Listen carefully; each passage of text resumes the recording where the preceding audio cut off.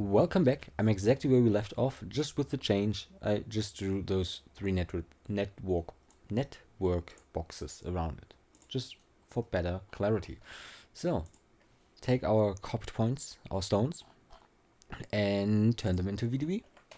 VDB from polygons, because Paradigm wants to have source VDBs. Yeah, or in this case, let's call them collision.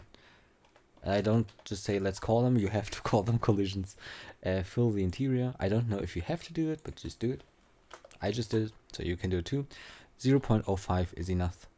So we have to turn that one also into a collision volume.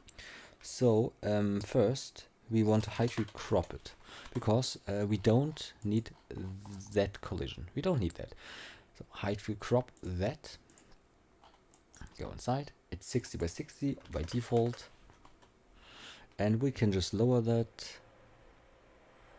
The thing is, what will take a lot of time, or what will make it run slower, is our actual collider. You will see that in a minute, or you can try it out yourself.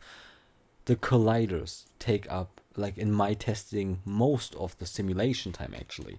Yeah, not file cache, I'm sorry. Heightfield convert, Heightfield convert Heightfield, like this.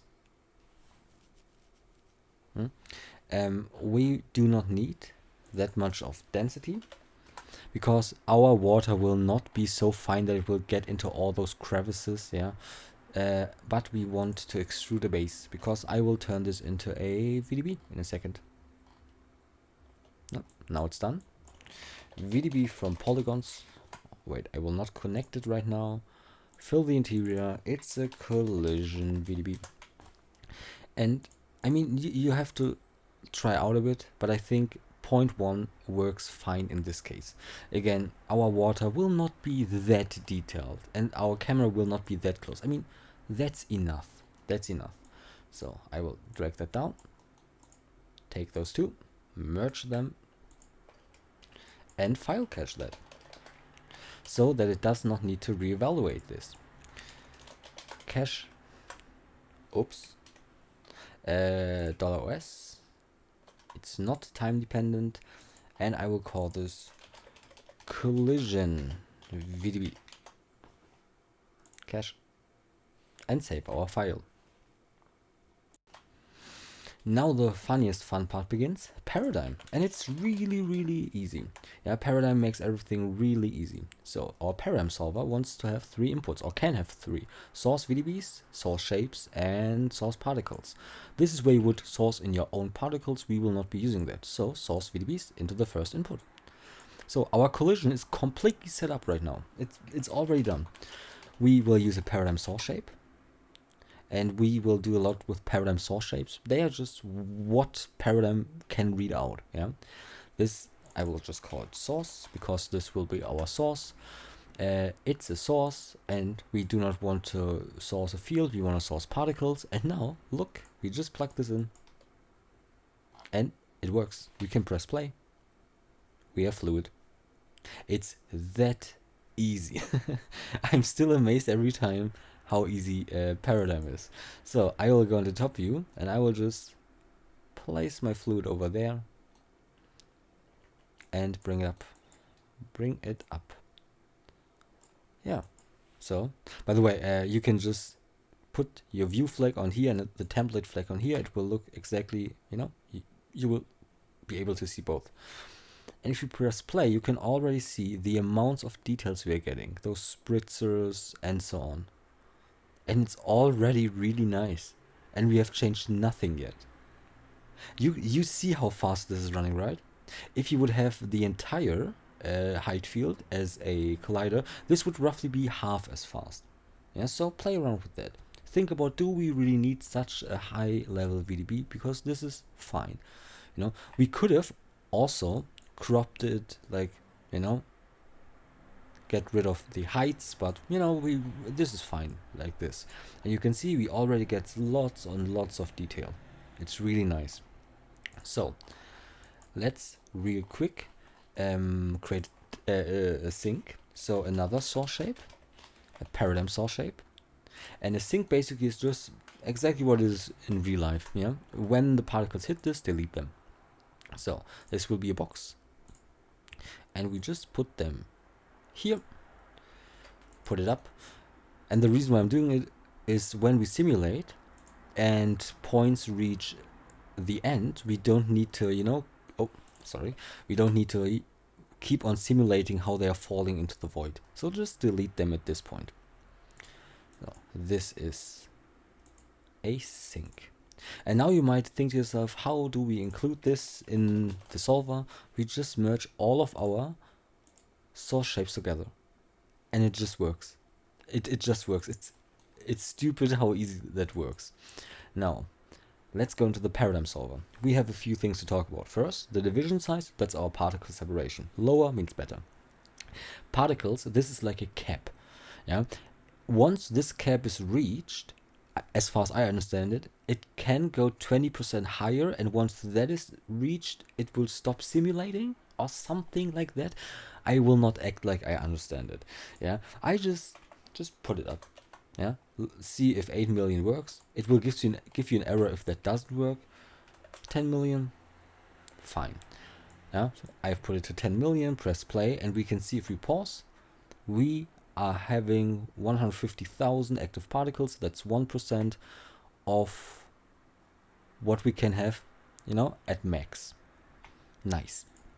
So that's what we are changing here. You can up the substeps here. Higher substeps are always great, but for preview purposes, I will put it to 1. Now, talk about the simulation tab. We want to have adhesion. This means stick to the walls, and surface tension. And I will put both just to 0.5, just so that we have something. And that's it. In the output, we can say that we want to have an ID output, because it's nice to have that one. And you can see the Whitewater tab in here. If we activate this and press play, you can see we kind of have Whitewater. There is a bug with that. And I just updated, but I can still see the bug. And you can see the bug right here, right? There are particles. I mean, there's some. Oh no, those are sticking. But that one right here, that's stuck in midair. I don't know why this is. I don't know, maybe I misunderstand what this is.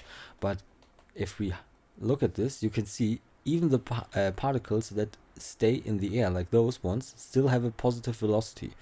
So if we want to use that Whitewater stuff, we would need to trail them and then delete everything where the length of V at V is lower than a certain threshold. But we will not be using that Whitewater because of that exact reason. We will be using the normal Whitewater solver, which takes some time, but you know, it is what it is. The source. I want to add some noise, some deformation, and some velocity noise, just so that we have a little bit of, you know, variation going on from the beginning. And I want to make it bigger. No, just 2. So we have lots and lots more, and you can see how smoothly it still runs. Yeah, it's very great. Now just eyeball it roughly. Just look at how far the water is coming. Yeah, or how far it is getting. Just to see, I mean, I don't want to source constantly. It's just not needed for us. Just not needed. Yeah. So just, ooh, look at that. We get, ooh. You can see the speed, right? And you can see those details that we are getting. It splashes against here. Hello. Thank you.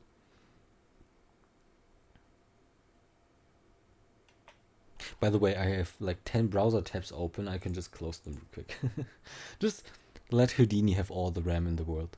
And look at the main and see we are using 38% of our particles. So we can go lower than that, and we will. And I think if we source up until frame 96, we have a good amount of water coming in, because there's a lot more stored here and will just come towards us. I mean, we don't wanna act like, you know, it's the entire ocean flowing in here. Yeah, it's okay if we stop it at frame 96. And to do this is very easy. Just go into your source. Instead of constant, say frame range, and say 96. I can lower this to 0.04. You have to play around with this a little bit.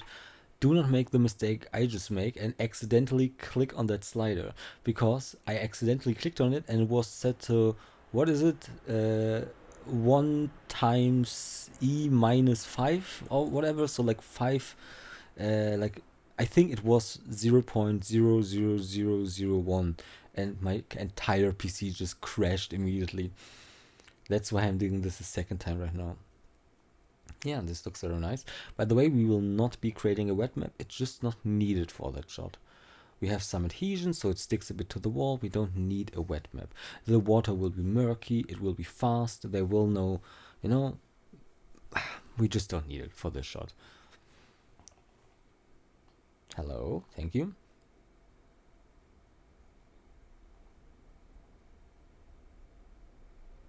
I mean, of course, it starts to struggle a little bit, but you know, just pause it. We are simulating nearly 6 million particles right now. This is fine. And make a very small, very quick math thing. We are roughly a little bit over half of our sourcing in frames. We are a little bit over half of our max particles, so that should work out, you know. And it looks really nice. And that's basically all we are going to do. We can, just for the sake of having it, just use another paradigm source shape really quick, and I want to put it here, like in the bottom. I make it a little bit bigger. Like first I pull it up, make it bigger like this and bigger like this. I'm just creating a quick force so that we did the force. So uncheck activation. I don't know why, just do it. The person from Theory Accelerated on YouTube did that as well, so I'm doing this as well. And set the type to directional, and you can set the direction and you can see which direction this is going. Oops. Based on this little line. So we don't need this, but we need this, and you just have to really up the magnitude. And if we just plug this in right now, we have a force field. A force field that will push the particles into this direction. You can see. It really gets pushed. 100 might be a little bit too much, now that I think about it. Yeah, a little bit. Yeah, that's too much. But I mean, at least you were able to see that it works. So drop this down to 50. Look at it again.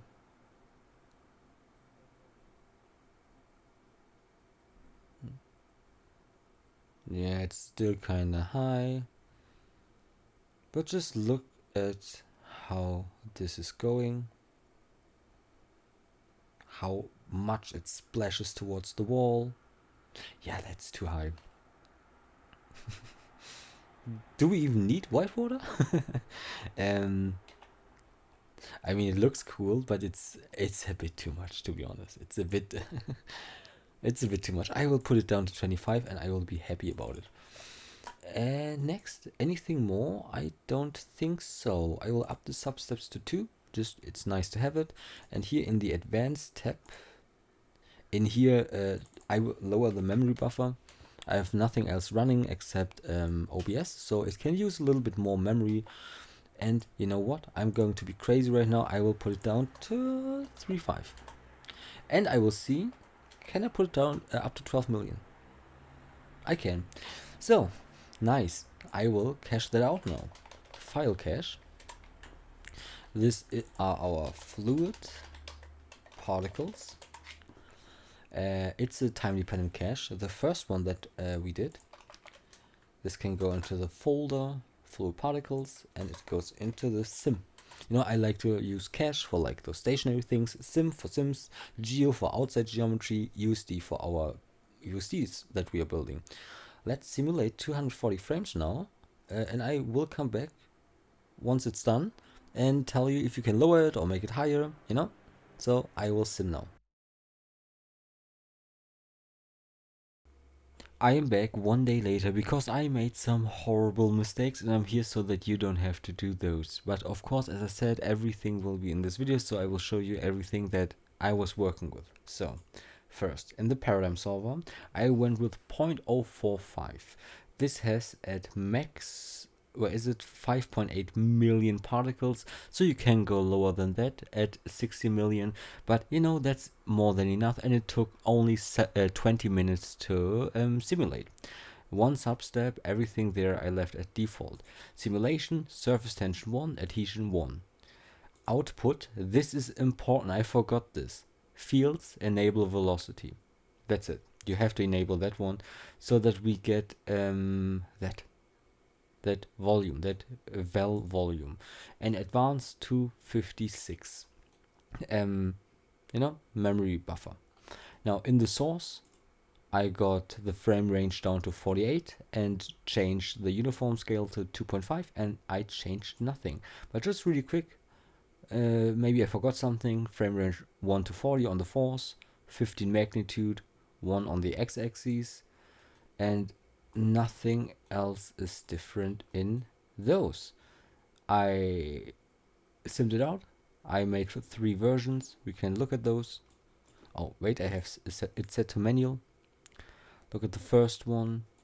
I think that one was a little bit rougher, more low, less incoming particles. That was a little bit more, but it was a little bit too rough for me, so I changed to that. And this is the one that I'm working with right now, is the one that I explained to you.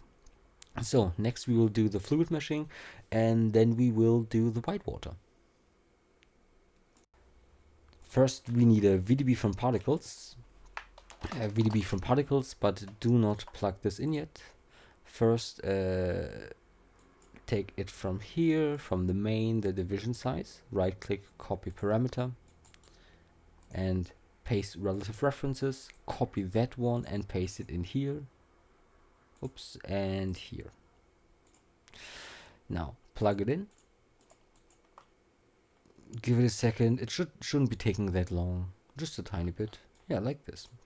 Next, I will put it to the side a little bit. I will create a VDB reshape SDF. That's because we are gonna smooth it a little bit, and smoothing, you know, makes it smaller. So we make it a little bit bigger first and then smaller later. So a VDB smooth SDF.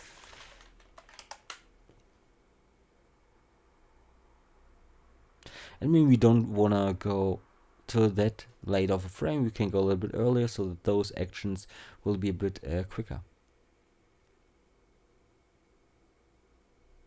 Yeah, you can see that's way too smooth now. We will lower it to 1 iteration and change something in here. But first, let's go to an earlier frame like this. And I changed the operation to mean curvature flow. Then you will see we get a lot more back. You see there. And I only need 1 iteration. Yeah, I want to have all the details. And now the reshape, because we only do 1 iteration of smoothing, we can drop this down.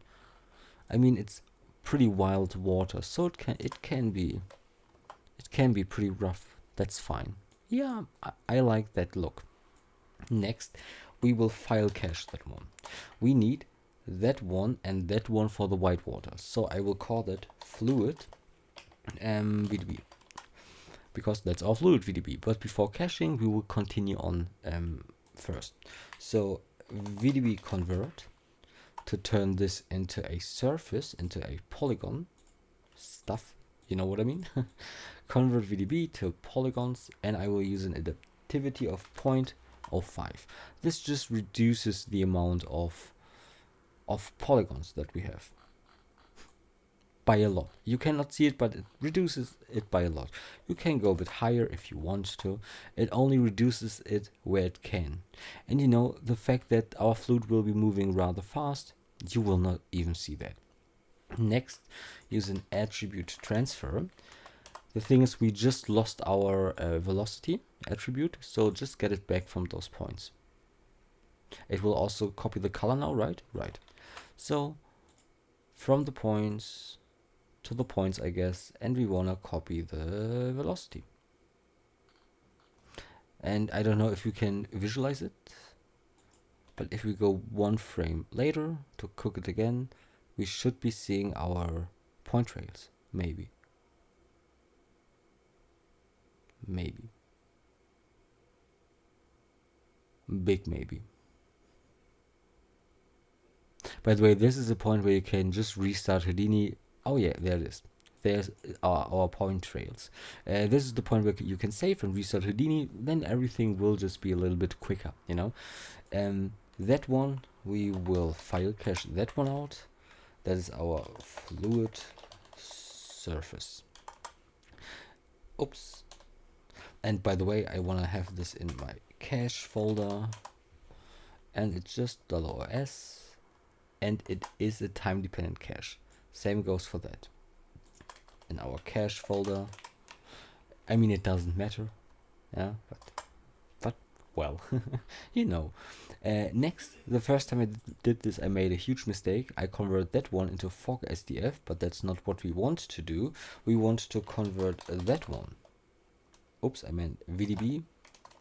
VDB from polygons. We want to then convert that one, but not into a surface VDB, but into a fog VDB. And for Karma, we need VDBs to render them out. You know, this will be our fluid interior. It's getting pretty slow right now, but that's fine. We want to fluid cache that one out. Fluid cache. File cache, I meant. We want to file cache that one out. And this is our fluid interior. And again, go to $os and go to cache. If you think you're smart and just copy, you know, those, make sure that the base name is correct, because you can see right now it's $os. If I copy it, it's still $os. Anyways, sometimes when I copy those nodes, this gets replaced by the actual name. I don't know why it did not happen now, but you know, just look out for that. So that's it for our entire fluid. I will right now cache out that one, after that one, and after that one. And then we see each other back. Now that everything is cached, I will just put down a null here, because we will render those out. And I call that out fluid interior. And this one will be out fluid surface. Now our fluid is completely done. All that's left is the Whitewater, and this will be really quickly for us. Not for the PC though. It will take some time. So we need the fluid particles and the fluid VDB. Let's merge them together. Create a, what is called a Whitewater source. Whitewater source. This goes into the first input. I will put this. I hate it when, you know, lines need to go through each other. I really much dislike that. But okay. Let's take the bounds of that one. I don't know if that's even necessary, but here it wants to have a container, and you know, the bound of our collision is our container, and I will leave everything at default. If we go into fluid fields, we can disable output fluid fields, and if we run this, you will be able to see stuff. There's stuff. This is our Whitewater source. This is where the Whitewater will be spawning in the end. You can change some things, like you can go into emission and say the speed range. This means, and I guess that's the length of V at V. So the speed basically. If it's between 2 and 4, then Whitewater can spawn. If it's above 4, then Whitewater will spawn. You can lower this to 1, because I've already cached this out. I mean, I have it here, but we will do it together at the end. Right at the end, let's look at our fluid. Here at the end, there will be a bit less Whitewater. Here there will be a lot of Whitewater, here a bit less. But you know, that's only, let's call it realistic. So let's just use a file cache. And again, $os. It goes into cache. Hello, it's me from the future real quick. Do not get scared right now, I will explain. I just did the final rendering, or so I thought, but I really hated the Whitewater. And I'm not good with the Whitewater, so I went back to see what I did wrong. And at the same time on YouTube I saw that video by Pixel in the Frame. It will be in the comments, not comments, it will be in the description linked. Really nice paradigm tutorial. And his Whitewater looked way better than my Whitewater, so I just looked what he did. And there I saw my mistake. Splash is turned off by default, and it takes so long to calculate, and now I know why. Because of him, in order for splash to work correctly, you need a p-scale attribute. So just before the Whitewater solver, and don't worry, I will get to those values in a second, just before the Whitewater source I meant, just put in an attribute wrangle at p-scale equals 0.04 semicolon. That's all you need to do, and those are the values: minus 0.1 to 0, 2 to 10, turn this off, turn this on. I clicked on compute range from data and gave me a nice result, but those are the values that gave me. Turn this off, turn this on, that's it. That's what I changed. So there will be another change in the dot network. Don't worry, I will do it like 2016 YouTube thumbnails, you know, like big circles and red arrows with the correct value. You cannot miss that. So for the next minutes on my screen, this is basically what you will be seeing, yeah. But this is what I'm rendering out, and and this is with those values that I just gave you. So just change them. It will look a little bit different on my screen right now, but again, this is what I ended up with at the end, yeah. So if there are changes in the Whitewater solver, I will, you know, come from the future again to tell those to you, and now you can continue. Afterwards, we want to go into a dot network to create the Whitewater solver real quick, and we will have more lines going over each other. I hate that. So, dot network. What do we need in the dot network? This is our Whitewater source. I will put this in the second input. This is our fluid VDB. Oops, no. This is our stuff. This goes into the first input. They overlap. I hate that. So that merge first input, that Whitewater source. Wait. Still shit. And this goes into the second input. Now we need colliders. We have our colliders over here. I will turn them into polygons real quick. No, the opposite is what I want to do. A VDB convert VDB. And turn that into polygons really quick, like that. And now I will use a collision source. And now you might say, like, the collision source outputs, you know, first output is our polygons, second one is a volume. Yes, I do have a volume right here, but it just did not want to work. There was a very weird bug where it was cut off in the middle. I don't know why, but we will go with that. So the geometry, third input, our VDB or our, you know, volume, fourth input. And I'm really sorry for that, but I mean, this makes it even worse. I mean, we just did it together. You saw what goes into what. I just hate this. I just hate this. Anyways, go inside. Whitewater object. I will change absolutely nothing on this part. Whitewater solver. I will first combine those two. And here I will use an expression that's really, really nice to have. Backtick, OP input path. And now you do open brackets, quotation marks, period, quotation marks, comma, to close brackets, backtick. This just means the third input. I mean, we start counting from 0, as you know. 0, 1, 2, 3. That's this input. We wanna, stop loading something. Stop it. I could have pressed escape, but I did not. Let's go back inside. And yeah, input 2, input 3. That's our collision polygons. That's our collision VDB. And I just am stupid. I just, of course, wanted to say 0. Yeah, this is 0. What is that? What is that now? Go to labs, reset viewport, if you have ever an issue. So this, our volume source, is our first input. Here we just put comma 1. You know, that's the second input. And I will change absolutely nothing in here. I will just leave them that is at default. That's fine.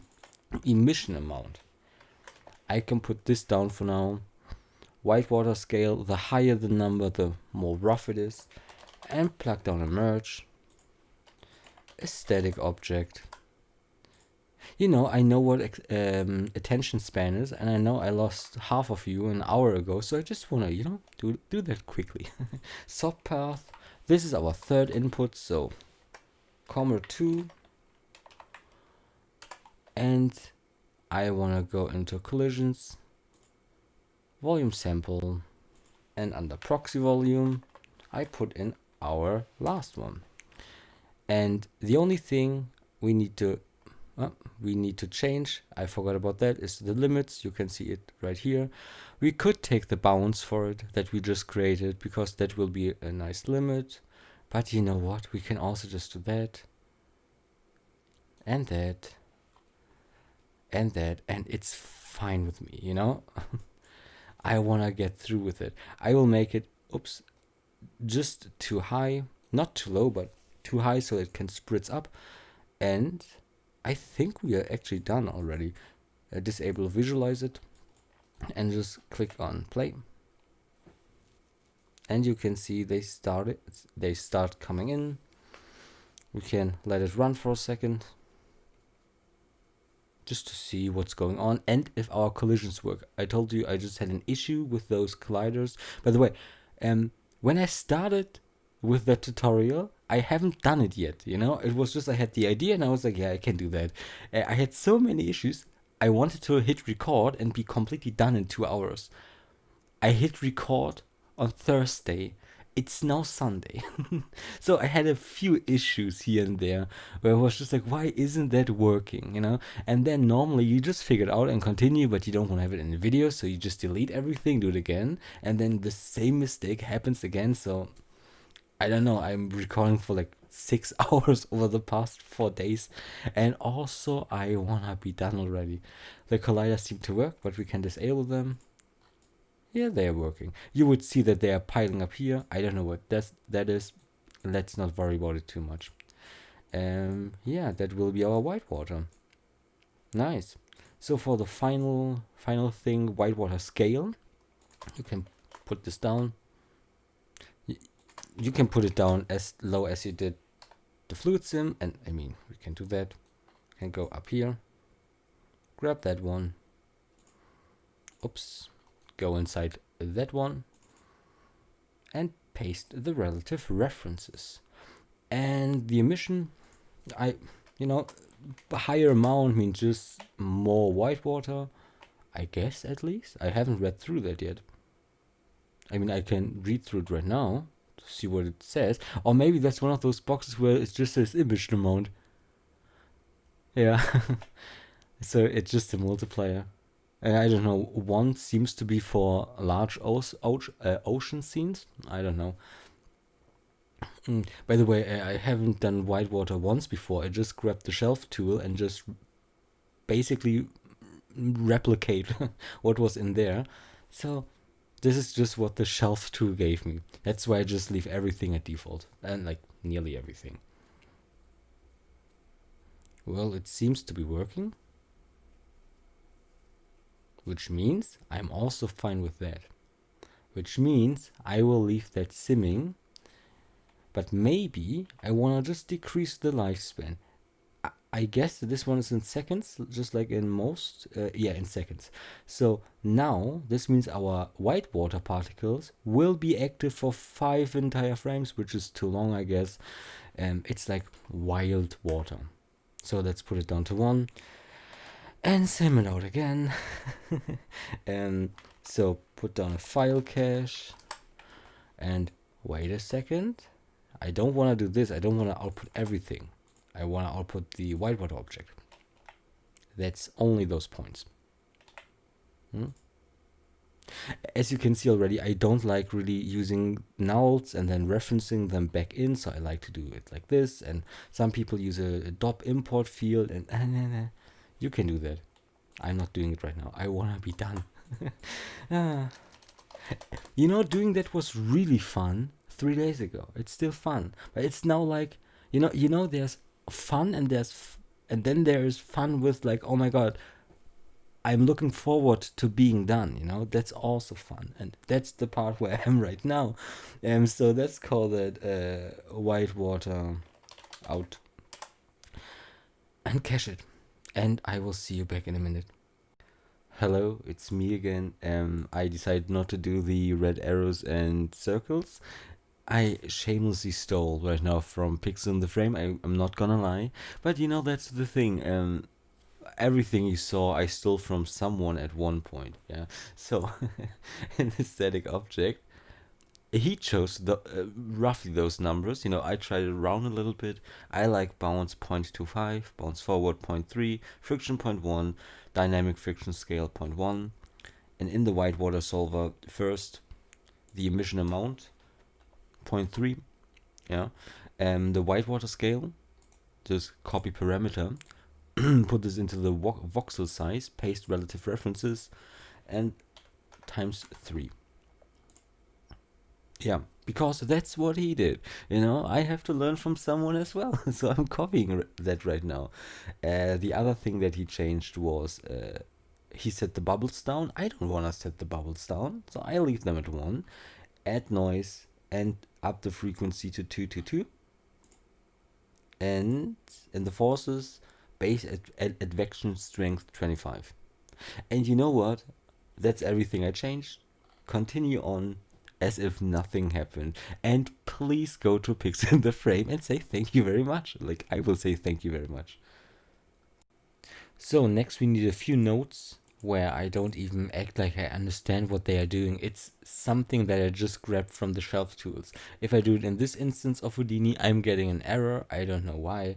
So just open up a second instance of Houdini and the build, obj, open up your shelf tools, go into Ocean, Wave Tank, enter, give it a second. Now build your Wave Tank, go into the Wave Tank sim, and then press Whitewater, and I think you have to press enter over here. No, you don't. Press Whitewater. Alright, select that one, hover over the viewport, press enter. And you have your Whitewater stuff, basically what we set up ourselves, just with one extra thing, and this is that. We just need to copy those. Yeah, Control C, and then open up our project again. So just paste in what we have and plug this into the first input, and this will give us, let's go to auto update real quick. This will give us an error because in here it wants to link to obj Whitewater sim, Whitewater solver 1 goal depth. So I will go to manual. Our Whitewater solver 1 is in here and it wants to have the goal depth. And this is the foam location, right? Yeah. So just copy that. It's 0, but just, copy that. Delete channels. And paste relative references. Now, if we update, we shouldn't get an error anymore. And, oops, we will get an error here, yeah, because the voxel size, it doesn't have that one, because it tries to, we just copied it from another project, so they are linked incorrectly. Again, Whitewater solver, the scale, and the scale, the scale times 0.0745, and the scale should be that one. Scale. You can read it like small. It says parameter scale, so that's the one that we need. Copy that parameter, go in here, delete that one, paste relative references, and this times 0.75. And now everything should be working. My voice was just gone.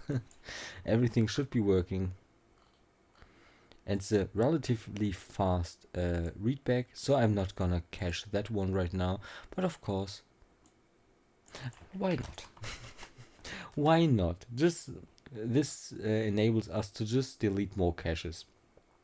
Let's go to cache $s. We've done this how many times already? And this is our Whitewater final. And cache that out real quick. Now that was very quick, and now we have everything that we need. Just, you know, network box, and this is like Whitewater. Let's call it meshing. It's not meshing, let's call it that. And we have our Whitewater final cache, our fluid interior, and our fluid surface, which means we can delete every other cache now if you want to. I just looked it up. We can free roughly 200 gigabytes right now, and all of the caches that we need, which is that one, and that one, take up roughly 40 gigabytes. And then we have this as a USD file, our terrain, and we have our stones as a USD file. So 40 gigabytes of cache left. And now save that. I will just really quickly go to manual mode, just so that it doesn't cook. And let's bring that all in Solaris. We have our scene right here, and just so that it doesn't cook, you know, drop down is SOP import, and I will call that our fluid surface. Next we have our fluid interior, and then we will have our, let's call that just real quick, fluid Whitewater. And that SOP import will, so first copy SOP layer into a new active layer, and this will lead us to stage geo subnet. I explained it before that it creates like subnet and create, and in there you have everything. This is our fluid surface.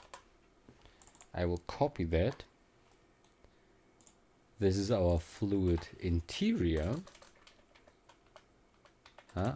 like this, and of course copy SOP layer into new active layer, and this, wait a minute, let's call that not render but out fluid Whitewater. Nice. So this brings us to fluid Whitewater, and of course copy SOP layer into new active layer. Now set the path real quick. So I will put this into scene /fx/.os. This one the same. Would it have been better to just do this before copying that? Yes. But am I also very tired right now? Yes. So I'm doing it right now. Scene fx$s. And now we can go back into auto update. Oops, that's our fluid surface. That's loaded in. That's our fluid interior. That's our fluid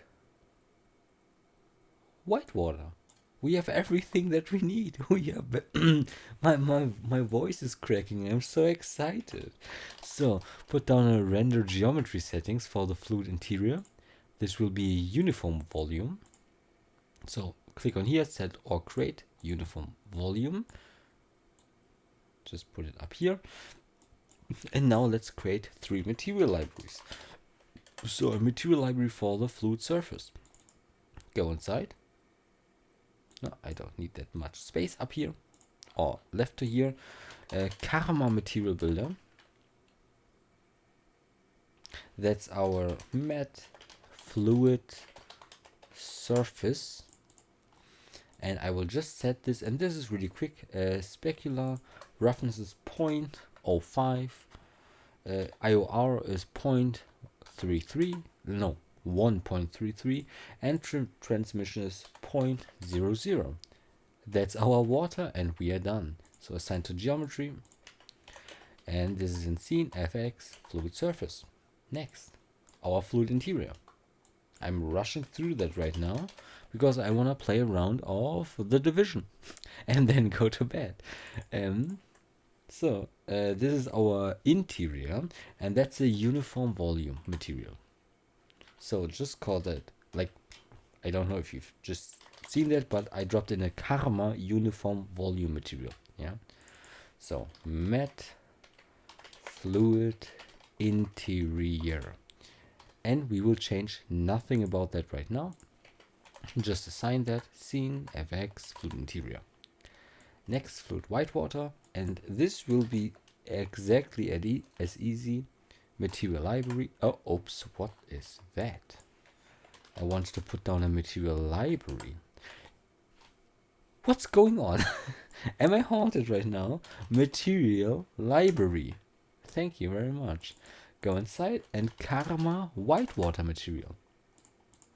Matte whitewater. Oh, now wait, let's stay true to what we did before. Fluid whitewater. And we are done. And we are done for today. The next stuff is what we will be doing in the next episode, like dialing in some things and creating the light and the camera, rendering out everything. But just for now, just to look at it, I will save that real quick.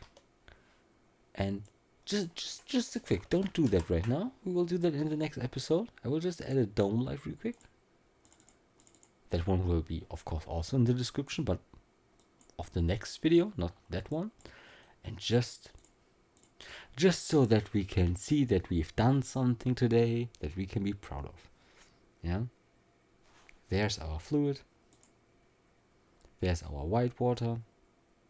We will dial in everything that you will, so that you will be able to see the whitewater better. But right now, just look at the whitewater.